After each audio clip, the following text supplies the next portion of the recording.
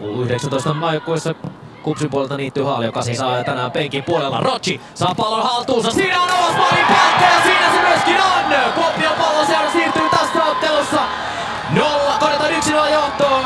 Se on Juki Kurosaki, joka tästä nyt sitten laittaa pallon häkkiin. Ja koetaan Juuka Kurosaki ja näin ollen 26-vuotias japanilainen sytyttää kuopiolaisen kotiyleisön tuuletuksiin.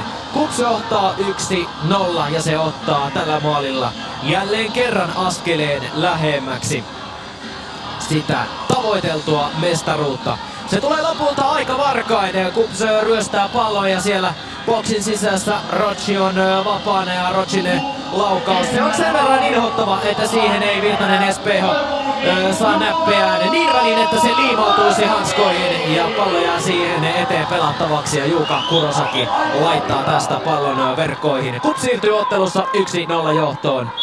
Ja näin siellä myöskin nähdään Pauliina Miettisen oikeinkin komeat raivokkaat tuotukset, kun kuopiolaiset johtavat ottelua lukemin 1-0.